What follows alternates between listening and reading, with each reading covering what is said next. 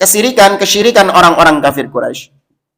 Itu kesyirikan mereka adalah yaitu menjadikan berhala sebagai perantara untuk beribadah kepada Allah Subhanahu wa taala. Ini kesyirikannya Abu Jahal CS. Itu sebagai batu loncatan untuk beribadah kepada Allah Subhanahu wa taala. Mirip nggak dengan yang dilakukan sebagian orang di kuburan? Bukan mirip lagi, plek. Iya, cuman beda objeknya. Yang satu berhala, yang satu kuburan. Iya, yang satu berhala, yang satu kuburan. Tapi mereka sama-sama min dunillah. Baik berhala ataupun kuburan itu masuk dalam istilah min dunillah, selain Allah Subhanahu wa taala.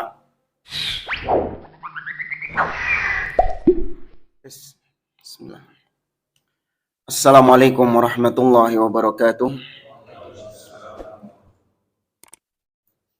Innal hamdalillah nahmaduhu wa nasta'inuhu wa nastaghfiruh wa na'udzu billahi ta'ala min shururi anfusina wa min sayyiati a'malina. Man yahdihillahu fala mudilla lahu wa man yudlil fala hadiya lahu. Wa asyhadu an la ilaha illallah wahdahu la syarika lahu wa asyhadu anna Muhammadan abduhu wa rasuluh. Ya ayyuhalladzina amanu taqullaha haqqa tuqatih wa la tamutunna illa wa antum muslimun. Ya ayyuhan nasu taqu rabbakumul ladzi khalaqakum min nafsin wahidah wa khalaqa minha zawjaha wa batha minhuma rijalan katsiran wa nisaa'a wattaqullaha alladzi tasaaluna bihi wal arham innallaha kana 'alaikum raqiba.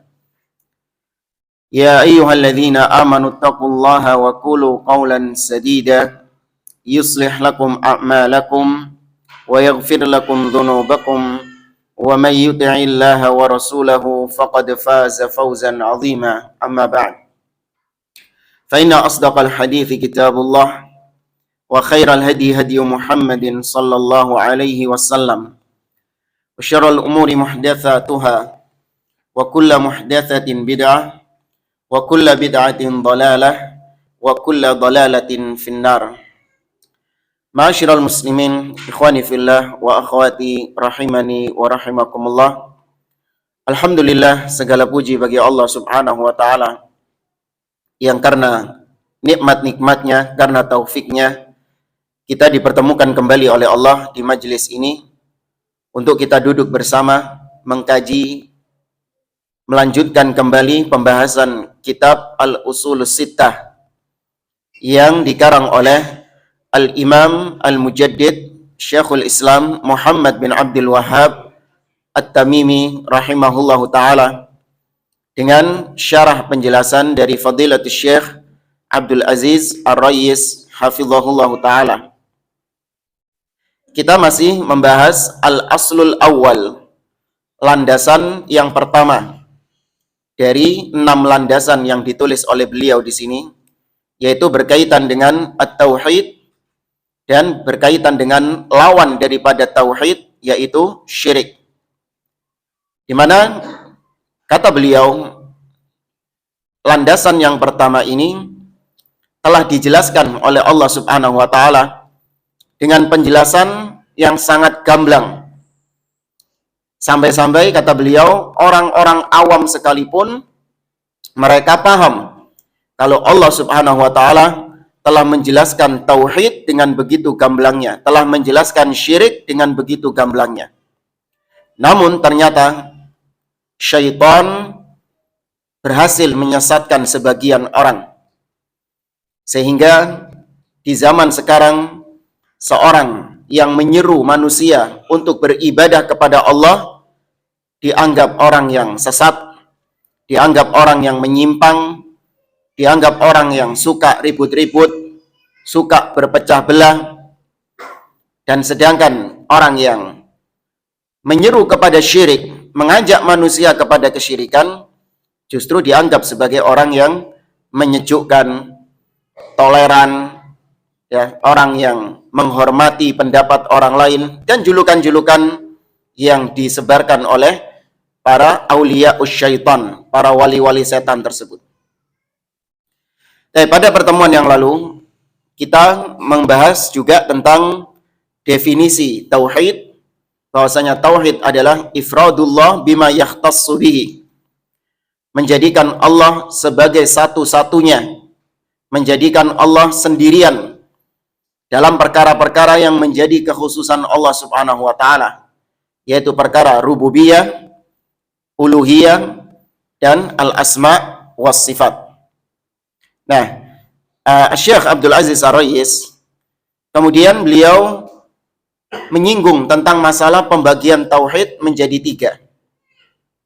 Bahwasanya pembagian tauhid menjadi tiga bukan pertama kali diucapkan oleh Syekh Muhammad bin Abdul Wahhab. Pembagian tauhid menjadi tiga bukan pertama kali diucapkan oleh Syekhul Islam Ibnu Taimiyah rahimahullah. Namun ulama-ulama sebelum mereka itu sudah menyinggung tentang pembagian tauhid menjadi tiga ini. Kalau Syekh Muhammad bin Abdul Wahhab itu hidup di abad ke-12. Syekhul Islam Ibnu Taimiyah hidup di abad ke-7. 7 ke 8 Hijriah. Sedangkan kata beliau, sudah ada ulama sebelum mereka yang menyinggung tentang pembagian tauhid menjadi tiga ini. Di antaranya yang paling lawas adalah Al-Imam Abu Hanifah rahimahullahu taala. Dalam kitabnya Al-Fiqhul Akbar sudah menyinggung tentang pembagian tauhid menjadi tiga ini. Imam Abu Hanifah itu hidup antara akhir abad pertama sampai pertengahan abad kedua. Awal abad pertama Hijriah, akhir-akhir abad pertama Hijriah sampai pertengahan abad kedua Hijriah. Karena beliau meninggal sekitar tahun 150 Hijriah. Tapi itu sudah menyinggung tentang pembagian tauhid menjadi tiga. Demikian juga Al-Imam Ibnu Battah Al-Ukbari dalam kitabnya Al-Ibanatul Kubra. Beliau ulama yang hidup antara abad ke-4 sampai abad ke-5 Hijriah. Itu juga sudah menyinggung tentang pembagian tauhid menjadi tiga. Maka dari sini kita katakan bahwa tuduhan dusta, sangat dusta sekali, ahlul bid'ah menuduh ahlus sunnah membagi tauhid menjadi tiga, itu kata mereka ngarang-ngarang sendiri. Bahkan mereka mengatakan bahwa pembagian tauhid menjadi tiga itu adalah perkara bid'ah. Sampai ada yang mengatakan bid'atul kubro, bid'ah yang besar. Ada seorang tokoh di negeri kita bikin kajian khusus hampir 2 jam dengan tema yang mentereng, trilogi Tauhid Wahabi. Isinya apa? Isinya tentang kegerahan dia, kepanasannya dia ketika tauhid dibagi menjadi tiga. Karena dia nggak setuju tauhid dibagi menjadi tiga. Tauhid itu satu katanya. Kenapa tauhid dibagi tiga? Kenapa harus dibagi tiga? Tauhid itu satu kesatuan. Kok bisa Abu Jahal, Abu Lahab, dan yang lainnya mereka dikatakan orang yang bertauhid meskipun tauhid rububiyah, sedangkan kaum muslimin yang nyungsep-nyungsep di kuburan justru mereka dikatakan musyrik. Apa? Kenapa jemaah? Kenapa Abu Jahal CS kita katakan mereka ini adalah orang-orang yang mengimani tauhid rububiyah? Kenapa kita katakan demikian? Apa maksudnya? Tauhid rububiyah kan sudah kemarin, masa jelasin lagi? Mari kita pelajari. Tauhid rububiyah ini mengimani apa? Allah satu-satunya yang menciptakan, menguasai, dan mengatur. Abu Jahal dan kawan-kawannya mengimani ini enggak? Mengimani. Iya, Allah mengatakan dalam surah Yunus, "Qul man yarzuqukum minas sama'i wal ard, amma yamliku as-sam'a wal absar, wa may yukhrijul hayya minal mayyit, wa yukhrijul mayyita minal hayy, wa may yudabbirul amra fasayaqulunna Allah." Katakan wahai Muhammad kepada mereka, siapa yang memberikan kalian rizki dari langit dan bumi? Tauhid rububiyah. Siapa yang memiliki pendengaran dan penglihatan? Tauhid rububiyah. Siapa yang mengeluarkan dari yang hidup ke yang mati, dan dari yang mati ke yang hidup? Rububiyah. Dan siapa yang mengatur alam semesta ini? Rububiyah. Maka Allah jawab sendiri, fasayaqulunallah. Maka pasti mereka, Abu Jahal CS ini, pasti mereka akan menjawab Allah. Maka dari sini kita tetapkan Abu Jahal CS, orang-orang musyrikin Quraisy, mereka adalah orang-orang yang mengimani tauhid rububiyah, iya. Namun itu tidak menjadikan status mereka berubah dari musyrik menjadi muslim, tidak. Meskipun mereka mengimani tauhid rububiyah, mereka tetap statusnya apa? Musyrik, karena mereka jatuh dalam syirik apa? Uluhiyah.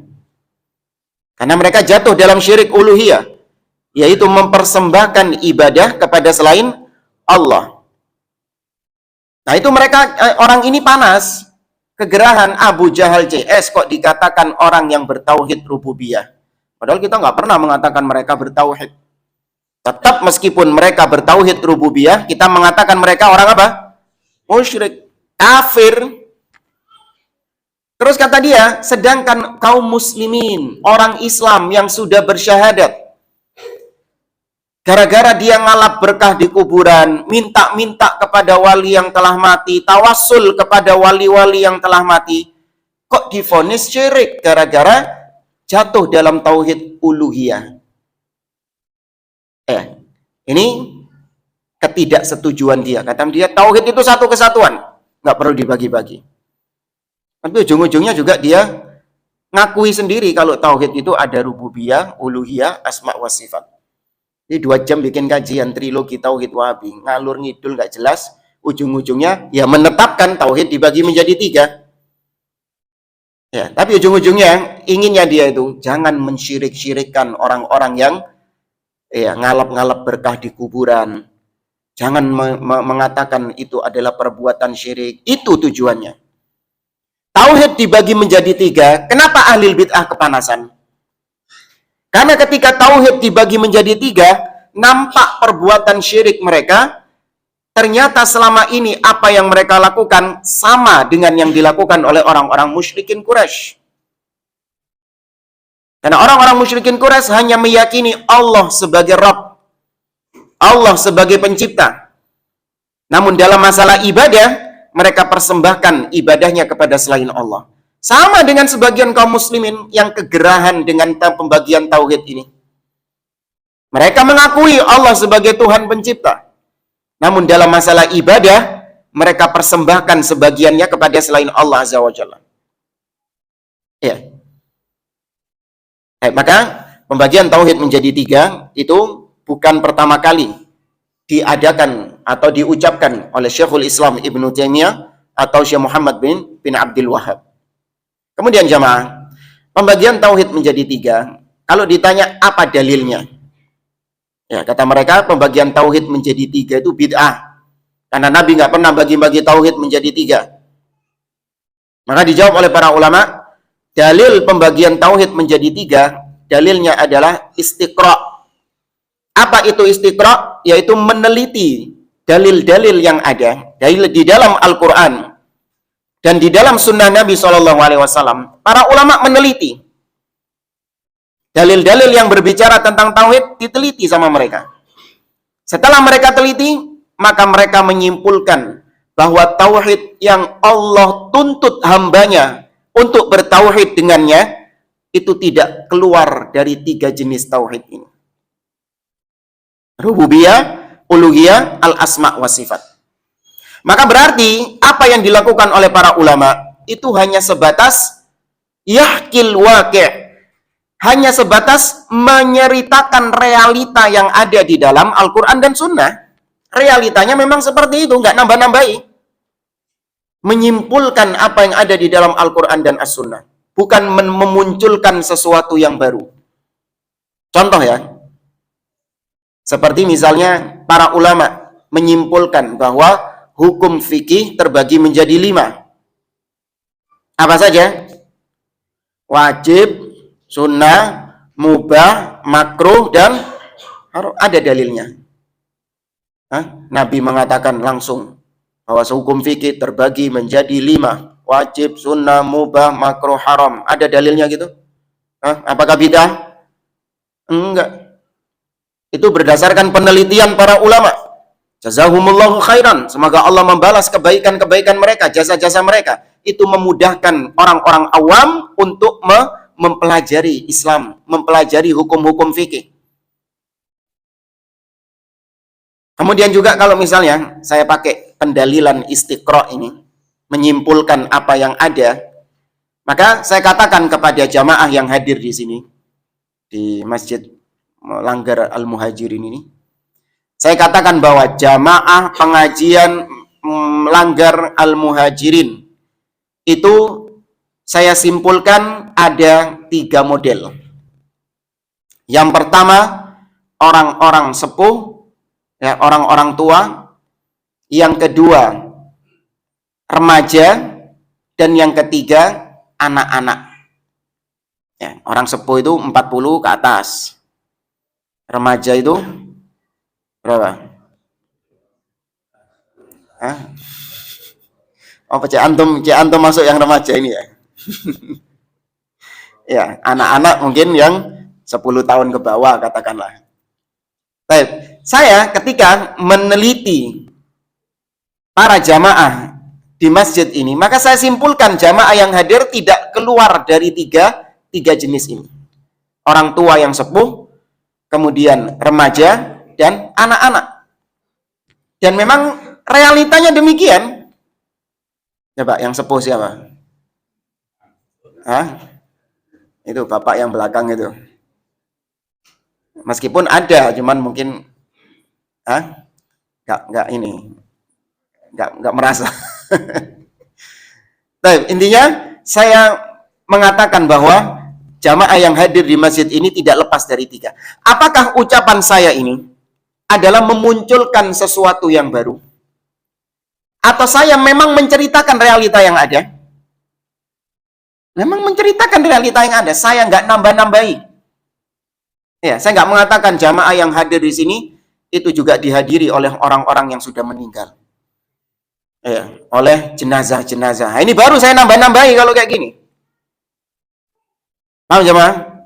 Ya, maka aneh kalau mereka menuduh Ahlus Sunnah itu ketika membagi tauhid menjadi 3, kata mereka kayak trinitasnya Nasrani. Nggak nyambung.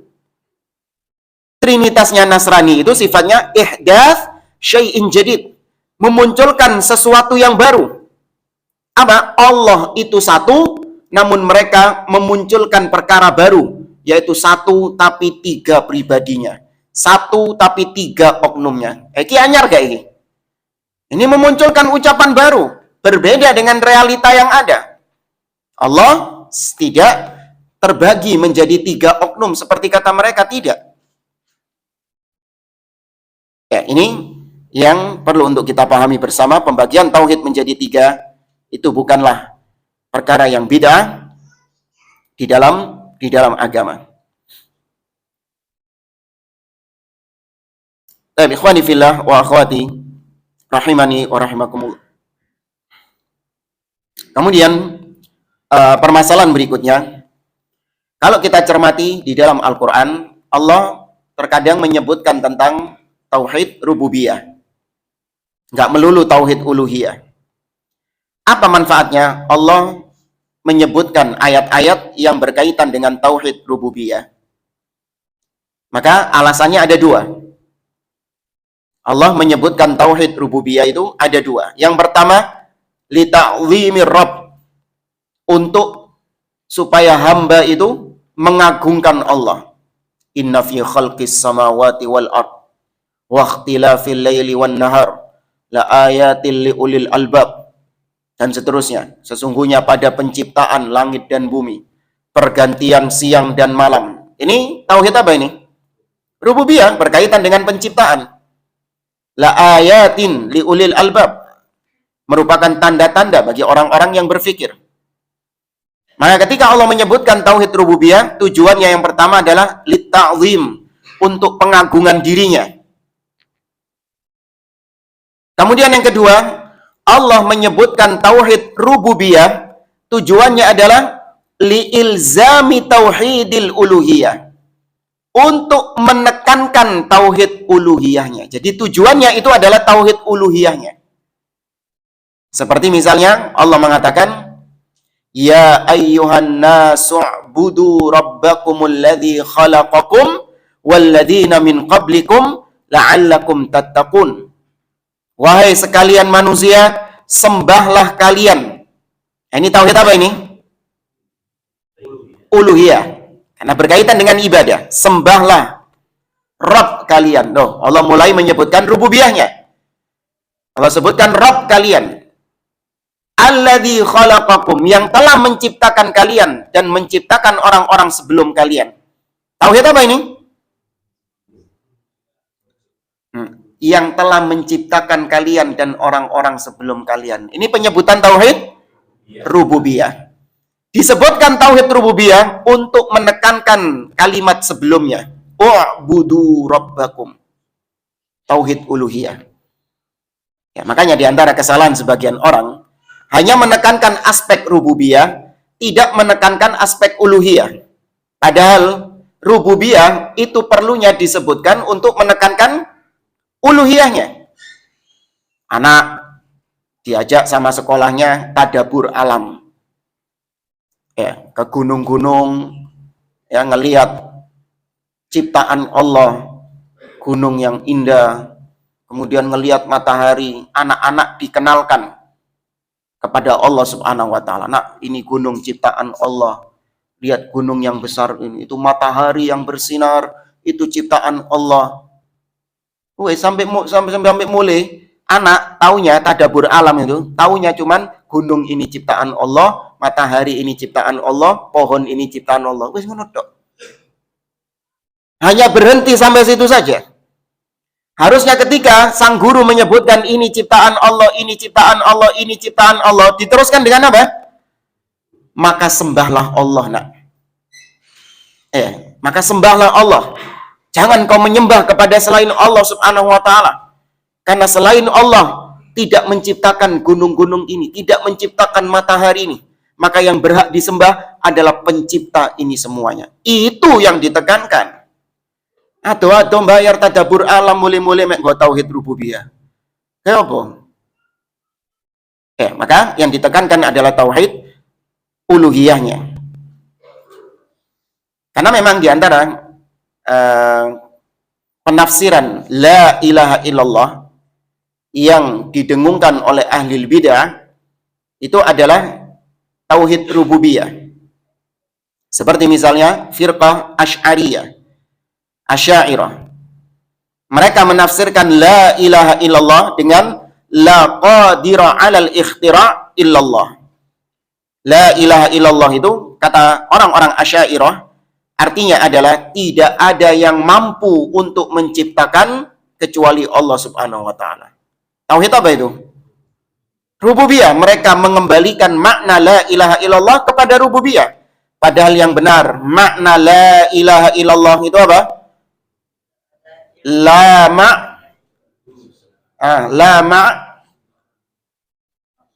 enggak, ana mau bahasa Arabnya. La ma'buda kurang, ada satu yang kurang. Nam la ma'buda bihaqqin illallah. Ya, tidak ada ma'bud yang berhak disembah dengan benar, bihaqqin dengan benar kecuali Allah Subhanahu wa taala. Tauhid apa ini? Uluhiyah. Maka la ilaha illallah itu erat kaitannya dengan uluhiyah. Kalau orang-orang Khawarij, mereka menafsirkan la ilaha illallah dengan tauhid apa? Ada istilah yang mereka pakai. La ilaha illallah itu kata mereka la hakima illallah. Tidak ada hukum kecuali hukum Allah Subhanahu wa taala. Ya, ini ya siji lagi nih. Pembagian tauhid yang ya, yang khas milik orang-orang Khawarij. Karena dengan tauhid yang mereka istilahkan dengan tauhid hakimiyah, tidak ada hukum kecuali hukum Allah. Itulah tafsir dari la ilaha illallah. Dengan itu mereka mengkafirkan ya para penguasa-penguasa, pemimpin-pemimpin yang mereka anggap tidak berhukum dengan hukum Allah Subhanahu wa taala. Padahal ada rincian dari hal ini. Bukan itu masalah yang sedang kita bahas. Kembali kepada pembahasan tentang masalah tauhid. Tadi disebutkan bahwa tauhid rububiyah saja itu belum cukup untuk memasukkan seseorang ke dalam Islam. Ketika Anda meyakini Allah sebagai Tuhan, titik, itu belum cukup menjadikan Anda sebagai seorang Muslim. Kenapa? Karena Abu Jahal CS, sudah kita sampaikan tadi, mereka juga meyakini Allah sebagai Rabb, Allah sebagai pencipta. Namun modal ini saja belum menyebabkan mereka bisa masuk Islam, belum menyebabkan mereka menjadi orang-orang yang beriman. Harus menyempurnakan tauhid-tauhid yang lain, yaitu uluhiyah dan al-asma wa sifat, baru menjadi seorang Muslim yang sejati, Muslim yang seutuhnya.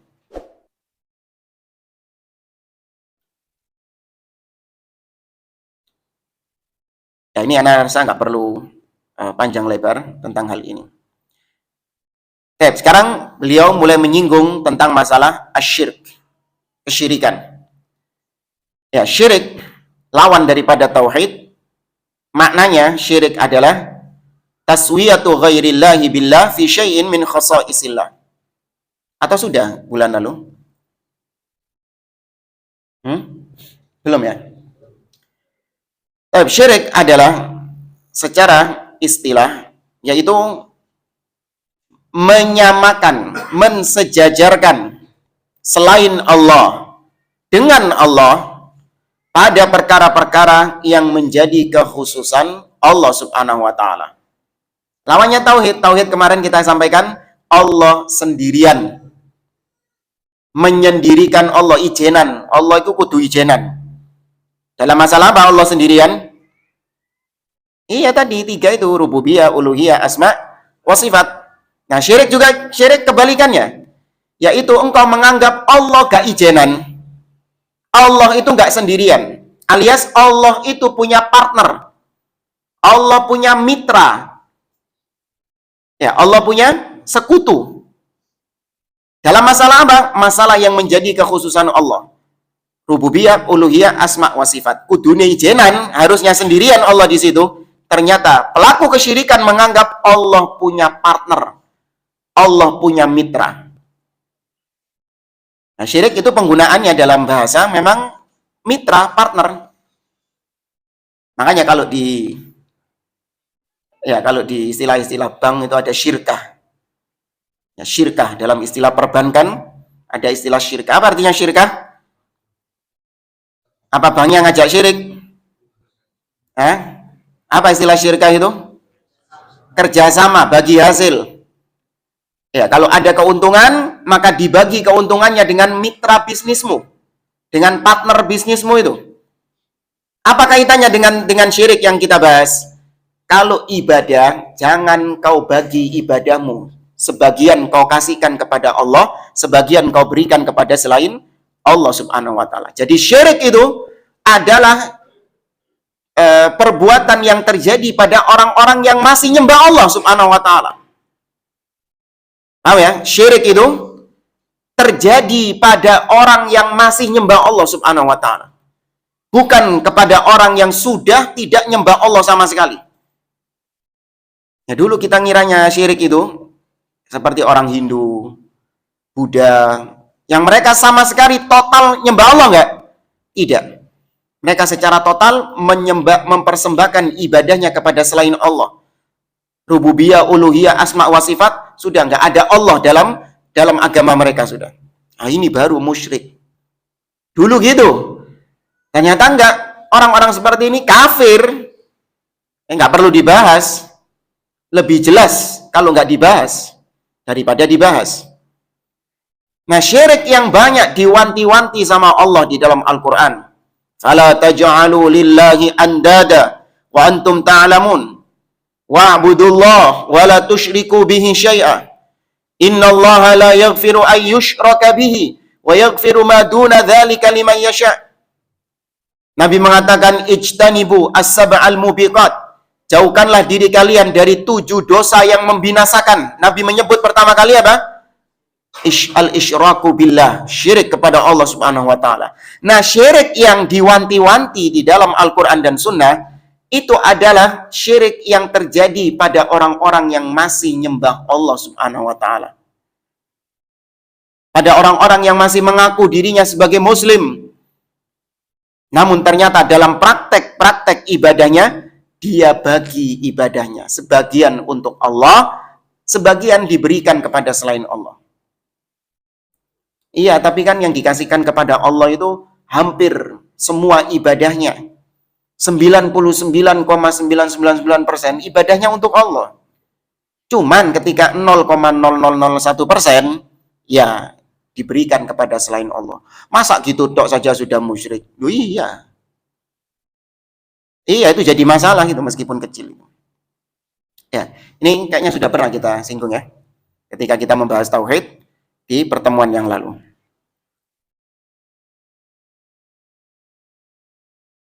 Kemudian beliau menyinggung tentang masalah syirku kufari Quraisy kana syirkan fil wasaid.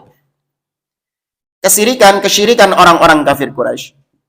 Itu kesyirikan mereka adalah yaitu menjadikan berhala sebagai perantara untuk beribadah kepada Allah Subhanahu wa taala. Ini kesyirikannya Abu Jahal CS. Jadi mereka menjadikan Lata, Uzza, Manat, dan berhala-berhala yang lain itu sebagai batu loncatan untuk beribadah kepada Allah Subhanahu wa taala. Mereka mengatakan nahnu mudznibun, muqassirun, la nastati' an nalja'a ila Allah mubasyaratan. Kata orang-orang kafir Quraisy, kita ini adalah orang-orang yang penuh berlumuran dosa. Kita orang-orang yang banyak menelantarkan perintah Allah, melanggar perintah Allah. Maka nggak bisa kita langsung beribadah kepada Allah. Nggak bisa kita berdoa langsung kepada Allah. Maka kita butuh perantara untuk beribadah kepada Allah Subhanahu wa taala. Maka dijadikanlah berhala-berhala ini sebagai perantara mereka dalam beribadah kepada Allah. Allah mengatakan di dalam surah Az-Zumar ayat yang ketiga, walladzina ittakhadhu min dunihi awliya ma na'buduhum illa liyuqarribuna ilallahi zulfa. Kata Allah, dan orang-orang yang menjadikan selain Allah sebagai sesembahan-sesembahannya. Ini orang-orang kafir Quraisy. Mereka mengatakan ma na'buduhum, tidaklah kami menyembah mereka, yakni menyembah berhala-berhala ini, illa liyuqarribuna ilallah, kecuali agar berhala-berhala ini mendekatkan diri kami kepada Allah Subhanahu wa taala dengan sedekat-dekatnya. Mirip nggak dengan yang dilakukan sebagian orang di kuburan? Bukan mirip lagi, plek. Iya, cuman beda objeknya. Yang satu berhala, yang satu kuburan. Iya, satu berhala, yang satu kuburan. Tapi mereka sama-sama min dunillah. Baik berhala ataupun kuburan itu masuk dalam istilah min dunillah, selain Allah Subhanahu wa taala. Ada orang-orang protes, Ustadz, kok tega banget antum nyamakan wali yang telah meninggal ini kau samakan dengan berhala-berhalanya orang-orang Quraisy. Maka kita jawab, bukan salah walinya, salah ente. Iya kan? Kau yang menyamakan wali ini dengan berhalanya orang Quraisy. Ya, orang-orang Quraisy menjadikan berhala sebagai perantara dalam beribadah kepada Allah. Kau menjadikan sang wali sebagai perantara dalam ibadahmu kepada Allah Subhanahu wa taala. Kau yang menyamakan, bukan kita. Kita hanya menghukumi saja. Ya, dan mereka menggunakan analogi yang unik, analogi yang lucu. Kata mereka, kita ini adalah orang-orang yang penuh dosa. Kita orang-orang yang banyak melanggar syariat Allah Subhanahu wa taala. Maka kalau kita berdoa kepada Allah, nggak didengar doa kita. Istilahnya Allah yang belenek, muak dengan kita ini, gara-gara kita ini penuh dosa. Maka kita perlu kekasih-kekasih Allah, wali-wali Allah, ya terutama wali-wali Allah yang sudah meninggal, karena mereka ini orang-orang yang dekat dengan Allah. Wala tahsabannal ladzina qutilu fi sabilillahi amwata bal ahya'un 'inda rabbihim yurzaqun. Kata mereka dalam surah Ali Imran, jangan kalian mengira orang-orang yang mati di jalan Allah mereka itu mati. Akan tetapi mereka itu bal ahya, mereka itu hidup inda rabbihim, di sisi Rabbnya. Yurzaqun, mendapatkan rizki dari Allah. Loh, wali-wali Allah itu masih hidup di sisi Allah.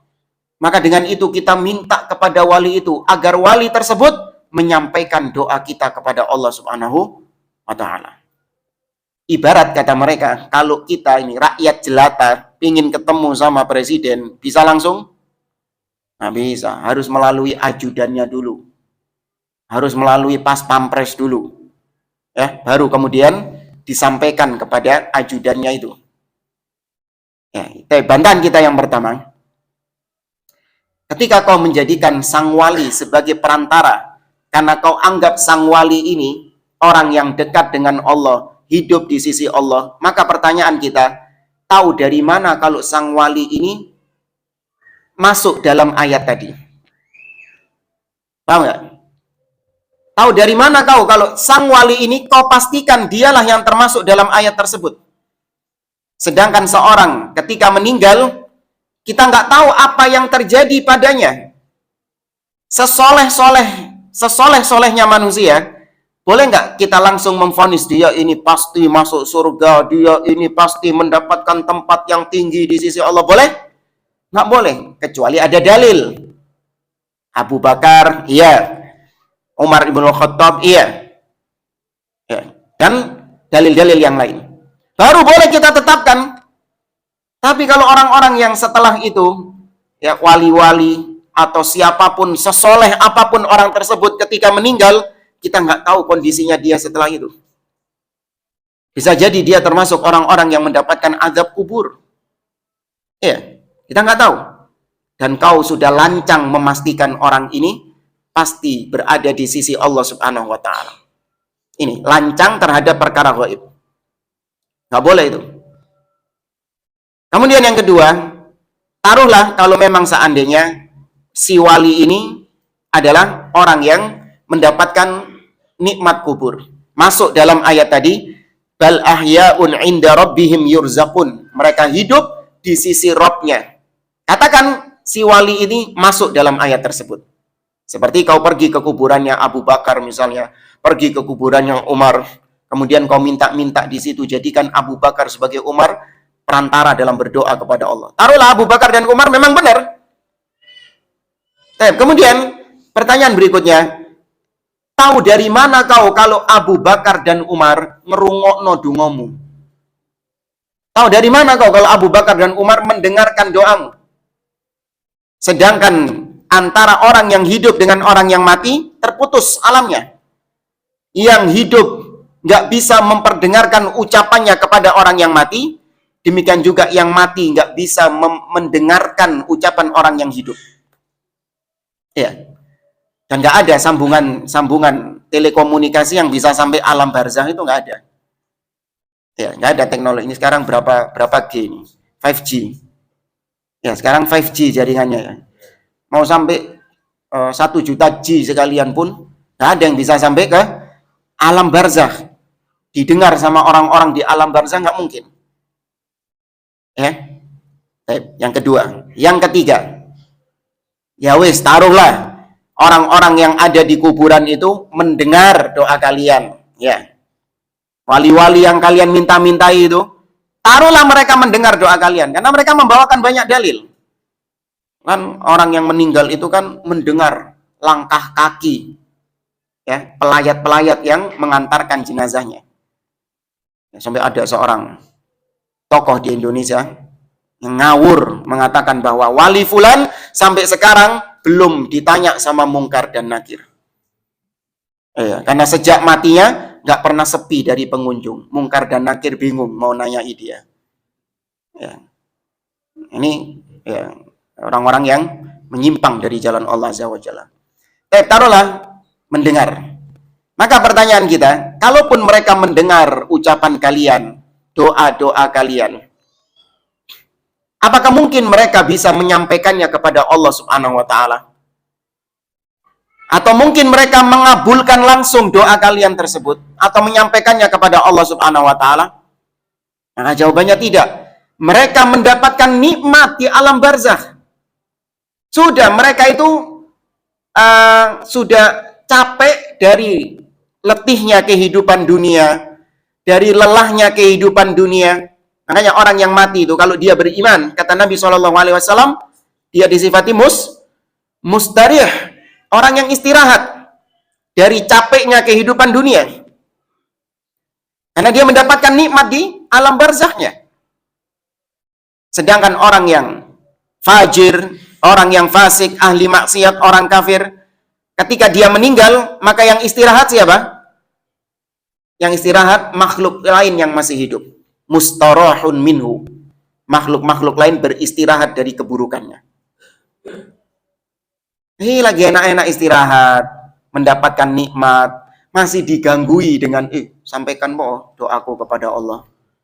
Nggak mau.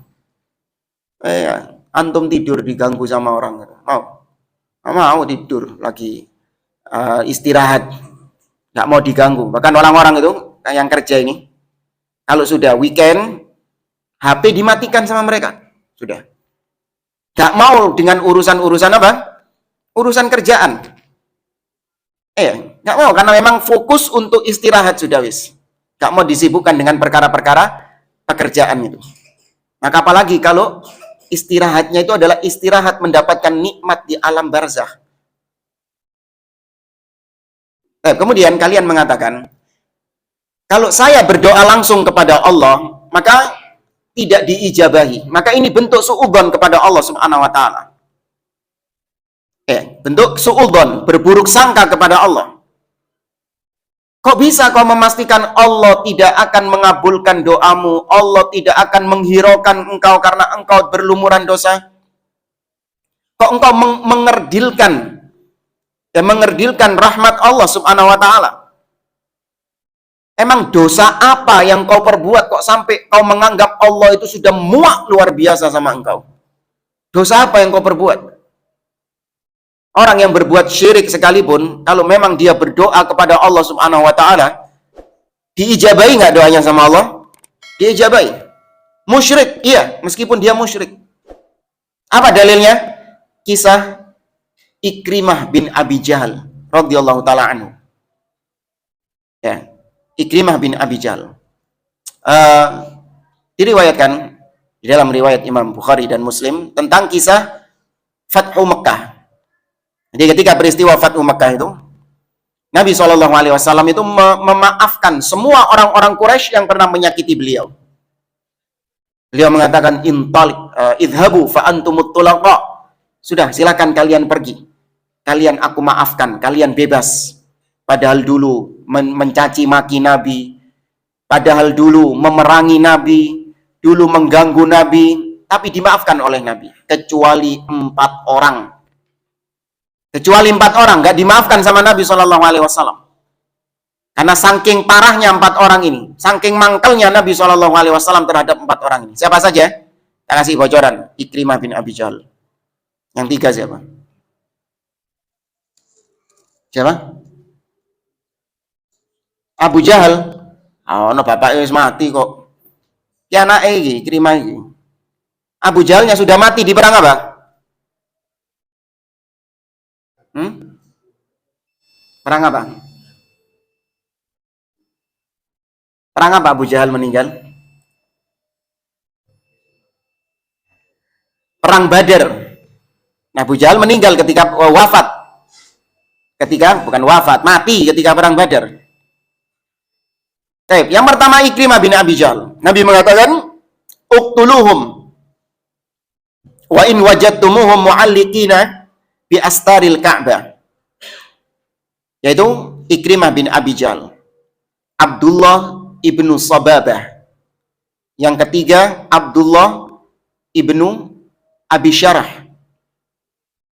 Dan yang keempat, Ikrimah bin Abi Jahal, Maqis ibnu Sababah. Kemudian Abdullah bin Abi Sarah. Dan yang keempat adalah Abdullah ibnu Khattal. Ya, ada 4. Ikrimah, Maqis, dan 2 Abdullah.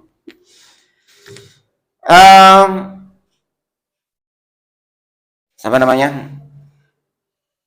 Abdullah ibnu Khattal, dia lari ketika Nabi mengumandangkan bahwa 4 orang ini harus dibunuh.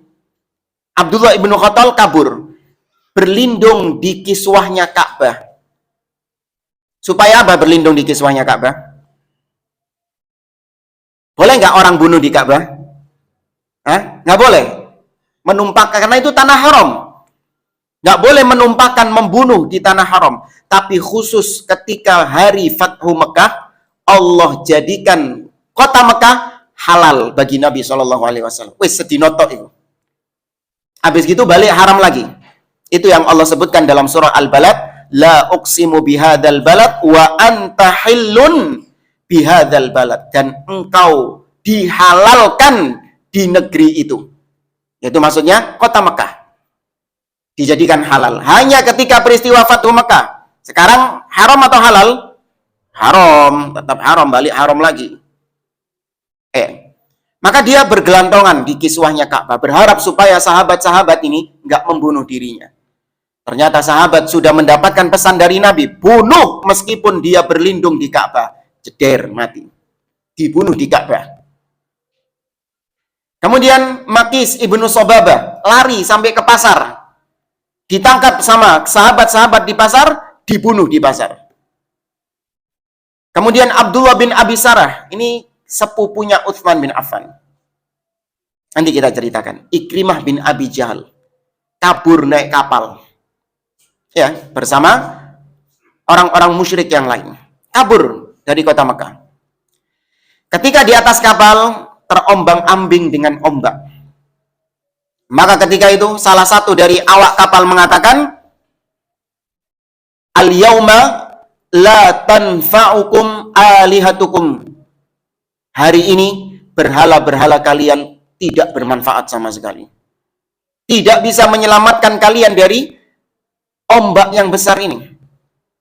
Maka ketika itu Ikrimah bin Abi Jahal langsung berdoa kepada Allah Subhanahu wa taala. Enggak pakai perantara berhala. Langsung berdoa kepada Allah. Allahumma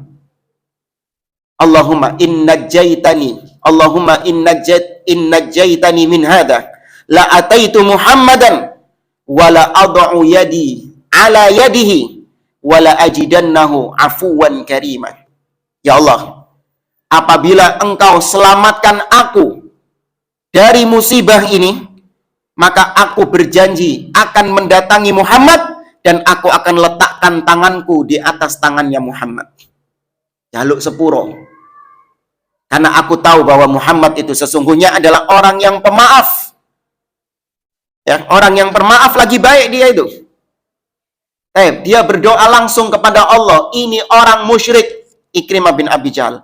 Bukan cuma musyrik, tapi dia itu memerangi Nabi dan para sahabatnya. Tuh, ada nggak orang zaman sekarang yang punya track record dosa seperti ini? Apa sih dosanya orang-orang sekarang ini? Ya zina, khomer, mujui orang, utang nggak bayar, kan itu. Pernah nggak punya dosa seperti dosanya Ikrimah? Bayangin, musyrik, udah syirik, perang. Perang yang ngelawan siapa? Rasulullah yang diperangi, bayangkan. Rasulullah yang diperangi. Berdoa langsung kepada Allah. Diapakan sama Allah? Dikabulkan jamaah. Dikabulkan sama Allah, diselamatkan Ikrimah dari musibah ombak itu. Dan ditepati janjinya sama Ikrimah. Dia datang kepada Nabi SAW dan meminta maaf kepada Nabi, dimaafkan dan langsung masuk Islam. Jadilah Ikrimah bin Abi Jahal radhiyallahu taala anhu menjadi sahabat Ikrimah bin Abi Jahal. Tuh, maka kita bilang kepada orang-orang yang nyembah kuburan ini, minta-minta kepada kuburan dengan anggapan Allah itu muak sama saya. Emang dosa apa yang kau perbuat? Iya. Apakah lebih parah daripada dosanya Ikrimah? Ikrimah saja yang dosanya seperti itu masih didengar sama Allah dan dikabulkan sama Allah Subhanahu wa taala. Kemudian yang keempat tadi, Abdullah bin Abi Sarh. Abdullah bin Abi Sarh ini sengiten, sembunyi di rumahnya Utsman bin Affan, minta perlindungan. Ketika hari pembaiatan, setelah Fathu Makkah, ketika Fathu Makkah itu ada hari pembaiatan. Jadi, orang-orang Makkah itu dibaiat. Ketika hari pembaiatan, Abdullah bin Abi Sarh ikhtaba'a wara'a Utsman, sembunyi di belakangnya Utsman. Sembunyi. Ketika sampai di hadapan Nabi SAW, Utsman mengatakan kepada Nabi, "Ya Rasulullah, baya' Abdullah." Wahai Rasulullah, baiat juga ini Abdullah ini. Nabi nggak mau menjulurkan tangannya. Diam tok Nabi. Kedua kalinya, tetap Nabi diam. Padahal Abdullah bin Abi Sarh sudah mau membaiat, tapi Nabi tetap diam. Sampai ketiga kalinya, barulah Nabi SAW menjulurkan tangannya dan membaiat Abdullah bin Abi Sarh. Tapi Nabi marah kepada sahabat-sahabat lain yang ada di situ. Nabi mengatakan, "Alaisa minkum rajulun rasyid?" Apakah tidak ada orang yang cerdas sedikit di antara kalian yang hadir di sini? Haitsu kafaftu yadi an bai'ati hadzal rajul fayadrib unuqahu. Tadi saya 3 kali nggak mau menjulurkan tangan saya kepada orang ini. Kalau sing mikir ta, langsung inisiatif nyopot pedangnya dan membunuh orang ini langsung. Karena perintahnya Nabi masih berlaku nggak? Masih berlaku. Aku suruh kalian untuk membunuh orang ini. Ini 3 kali sudah nggak tak reken. Kok kalau sing mikir sih? Maka sahabat heran. Sahabat mengatakan, "Ya Rasulullah, ma yudrina ma fi nafsik." Wahai Rasulullah, kami nggak tahu apa yang kau maksud. Kami nggak tahu apa tujuanmu tadi. Lau au ma'ta alaina bi'ainaika. Coba tadi kau kasih kode-kode mata gini. Ya, kata sahabat gitu. Coba tadi kau kasih kode-kode mata gini, mungkin kita nangkap sinyal-sinyalmu. Namun kata Nabi, fa innahu la yanbaghi linabiyyin ayyakuna lahu kha'inatal a'yun. Nggak pantas bagi seorang nabi untuk melakukan pengkhianatan mata. Karena sifatnya nabi itu terang benderang. Nggak ada seorang nabi itu dengan dengan kode-kode gitu itu nggak boleh. Nabi itu nggak boleh menjelaskan sesuatu dengan kode-kode itu. Dalam kode etiknya seorang nabi dan rasul itu dilarang. Nggak boleh. Karena nabi itu harus menyampaikan dengan jelas, terang benderang. Maka terbantahkan orang-orang yang meminta-minta kepada kuburan, terbantahkan dengan hal ini. Minta langsung kepada Allah. Allah Ghafurur Rahim. Ya Allah, Maha Pengampun. Nggak perlu perantara-perantara demikian. Kemudian pembahasan berikutnya tentang bahaya syirik. Bahaya kesyirikan sangat luar biasa. Yang pertama, syirik itu menyebabkan seseorang murtad, keluar dari Islam. Yang kedua, syirik menyebabkan amalan seseorang itu hangus, total, hilang secara total. Kalau yang pertama tadi, dalilnya, misalnya Allah mengatakan, "Innalladzina kafaru min ahlil kitabi wal musyrikin." Sesungguhnya orang-orang kafir itu adalah dari golongan ahlul kitab dan juga dari kalangan musyrikin, orang yang berbuat syirik. Itu dikatakan innalladzina kafaru, kafir. Kemudian tadi yang kedua, syirik bisa menghapuskan semua amal-amal ibadah kita. Pahala-pahala yang sudah kita kumpulkan sejak kita balik, kita sudah memiliki mungkin pahala di sisi Allah Subhanahu wa taala kalau memang diterima, wallahu a'lam. Ya, kita aja kepastian diterimanya aja nggak belum tentu. Ya kan? Ibadah kita yang selama ini kita kerjakan sejak kita balik, ada kepastian diterima? Wallahu alam. Kita nggak dapat kwitansi juga kan? Ya. Itu sudah nggak pasti seperti itu. Kalau ketambahan dengan syirik, hilang semuanya itu. Hangus. Bahkan yang diancam ini Nabi SAW. Nabi yang diancam. Walaqad uhiya ilaika wa ilal ladzina min qablika la in asyrakta la yahbatanna amaluk wa la takunanna minal khasirin. Sungguh telah diwahyukan kepadamu dan kepada nabi-nabi sebelummu, wahai Muhammad, bahwasanya apabila engkau berbuat syirik, maka hilanglah semua amal ibadahmu dan kau menjadi orang-orang yang merugi. Yang ketiga, bahaya kesyirikan yaitu kalau mati belum tobat dari syirik, maka dia kekal di neraka selama-lamanya. Tidak diampuni dan dia kekal di dalam neraka selama-lamanya. Ini sebagaimana surah atau ayat dalam surah An-Nisa, innallaha la yaghfiru ay yushraka bihi wa yaghfiru ma duna dzalika liman yasha. Sesungguhnya Allah tidak mengampuni dosa kesyirikan dan Allah masih mengampuni dosa-dosa lain yang levelnya di bawah kesyirikan, liman yasha, bagi yang dikehendaki sama Allah Subhanahu wa taala. Kalau yang nggak dikehendaki, ya mampir neraka dhisik. Tapi tidak kekal. Ya, tapi kalau dikehendaki sama Allah, diampuni, langsung diampuni. Ada orang mati, seorang muslim ini mati tapi nanti jangan dianggap ini kita meremehkan dosa ya, awas. Kita menjauhkan diri dari semua dosa. Tapi di sini kita ingin mengkomparasikan antara dosa syirik dengan dosa maksiat. Untuk menunjukkan kepada antum bahwa dosa syirik itu lebih besar daripada dosa maksiat. Begini.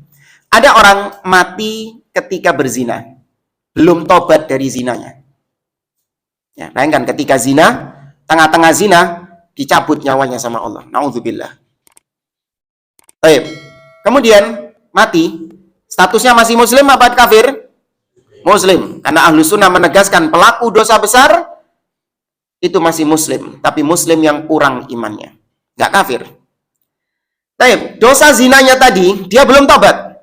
Mungkin nggak di akhirat dosa zinanya ini diampuni sama Allah? Mungkin. Ingat loh ya, mungkin, bukan pasti. Nanti kalau dibilang pasti hanya meremehkan. Mungkin diampuni. Kok bisa diampuni? Ya terserah Allah. Kalau Allah mau mengampuni, ya Allah ampuni. Kalau Allah nggak mau, maka kemana nasibnya? Mampir onang neraka dhisik. Iya. Baik, sekarang syirik. Orang mati belum tobat dari dosa syiriknya. Ya, belum tobat dari dosa syiriknya, mati dia. Padahal dia ini dikenal selama hidupnya sebagai orang yang baik, akhlaknya baik, murah senyum, suka membantu, ya panjang tangan, ringan tangan, ya suka membantu, baik ini orangnya. Tapi musyrik, syirik kepada Allah Azza wa Jalla. Kerjaannya pergi ke dukun, pakai jimat, ya kemudian suka ngalap-ngalap berkah di pohon-pohon keramat, kuburan keramat. Tapi akhlak sesama manusia top, luar biasa. Mati belum tobat dari syiriknya. Piye nasibe? Finari jahannam khalidina fiha, nggak mungkin diampuni sama Allah Azza wa Jalla. Dan nggak bisa mendapatkan syafaat dari siapapun. Oh tenang, anaknya dia itu soleh, hafid Quran. Ya, hatta anak 10 hafid Quran semua, soleh semuanya, nggak bisa ngasih syafaat kepada bapaknya. Kalau bapaknya mati di atas kesyirikan. Maka dari sini seorang Ahlus Sunnah itu memandang pelaku kesyirikan lebih menjijikkan, lebih buruk daripada pelaku maksiat. Iya, itu mindset kita. Ana ingin mengajak antum mindsetnya kayak gitu. Ngelihat pelaku kesyirikan, ini orang yang buruk, orang yang busuk, jelek di atas muka bumi ini. Jangan kebalik. Pelaku maksiat itu seperti orang yang sudah makhluk terjelek di atas muka bumi ini. Dihujat habis. Dihujat habis. Koruptor lah, atau pezina lah. Habis sudah dihujat. Ya, kayak sudah orang ini tidak diampuni sama Allah Subhanahu wa taala. Padahal nggak boleh.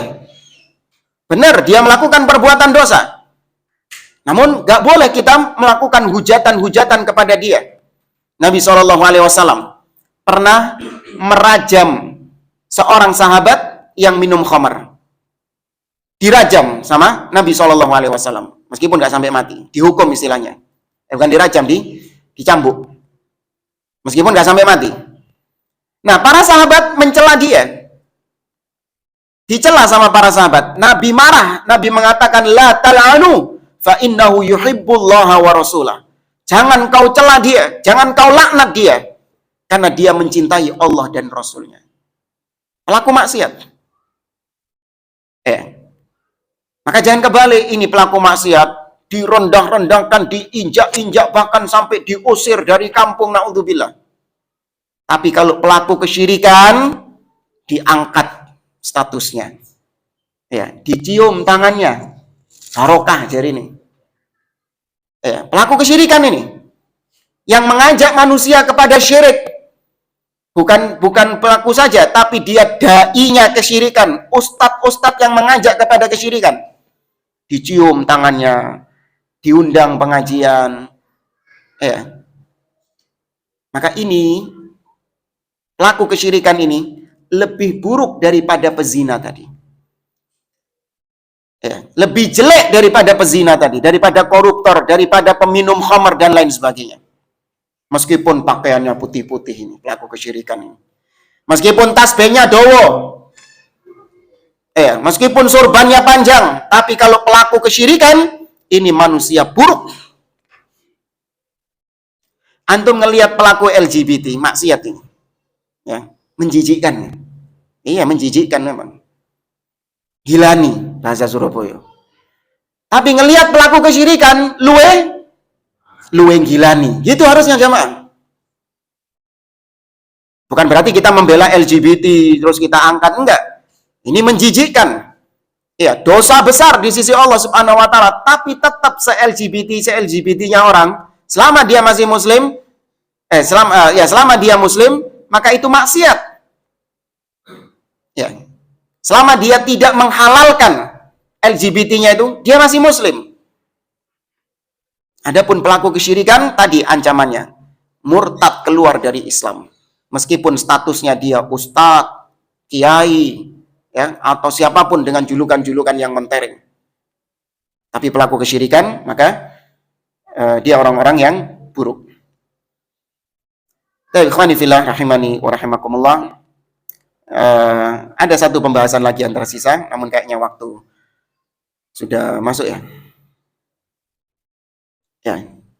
Mungkin satu pembahasan yang tersisa ini insya Allah kita bahas pada pertemuan yang akan datang. Sekalian kita masuk ke al-aslu ats-tsani. Al-aslu ats-tsani, yaitu landasan yang kedua. Hadza wallahu a'lam bishawab. Enggak ada pertanyaan, enggak ada. Masa ada? Ya, silakan.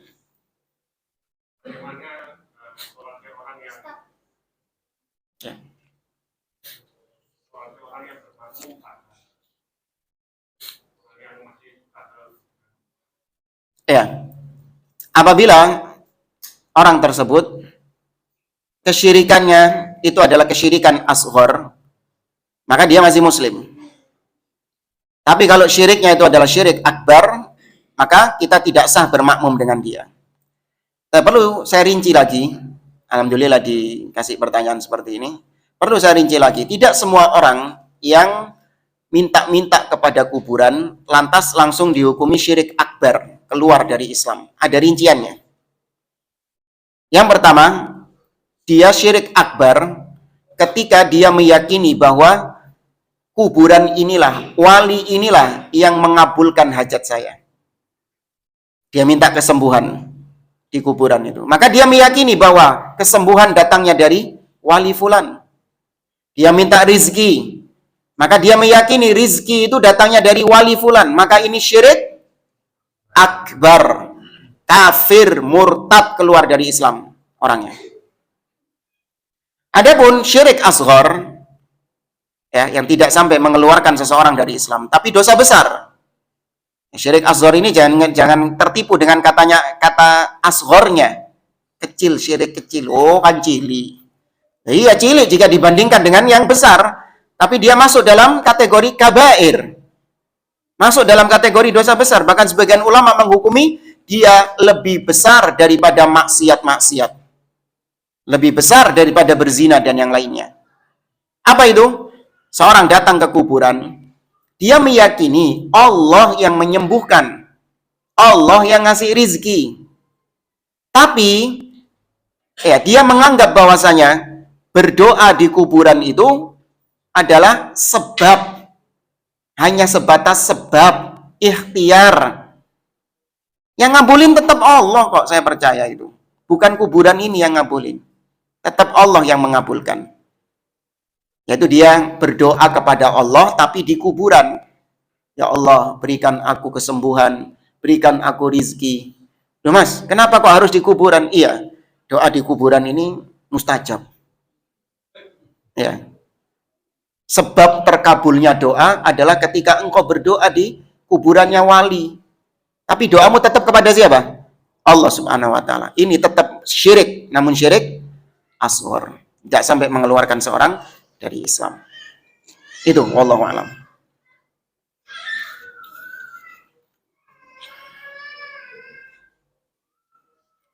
Benarkah kalau kita meninggal saat umrah di Mekah, Nabi Muhammad menyaksikan kematian atau menyambut kita? Nah, kalau anjuran untuk meninggal di Mekah atau di Madinah, ya ada anjurannya dari Nabi SAW.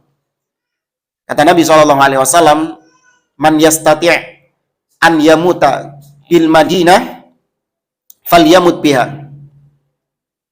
Barang siapa yang mampu untuk mati di Madinah, maka hendaklah dia mati di Madinah.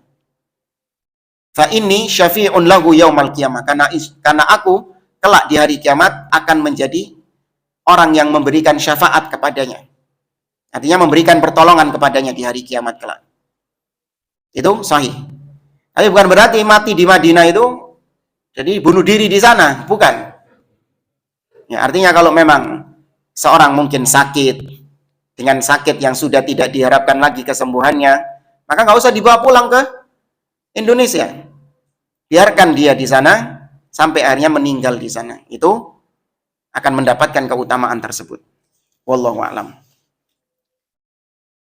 Dan yang sudah meninggal di sana, nggak usah jenazahnya dibawa ke sini. Biarkan dimakamkan di sana. Seperti sebagian saudara-saudara kita mendapatkan keistimewaan dimakamkan di Makkah atau di Madinah. Nah, wallahu a'lam. Cukup? Maka ini yang bisa kita sampaikan. Wallahu a'lam bishawab. As'alullaha ayyu'allimana ma yanfa'ana wa yanfa'una ma yu'allimana wa jazakumullahu khairan wa sallallahu ala nabiyyina Muhammad wa ala alihi wa sahbihi ajma'in wa akhiru da'wana anil hamdulillahi rabbil alamin. Wassalamualaikum warahmatullahi wabarakatuh.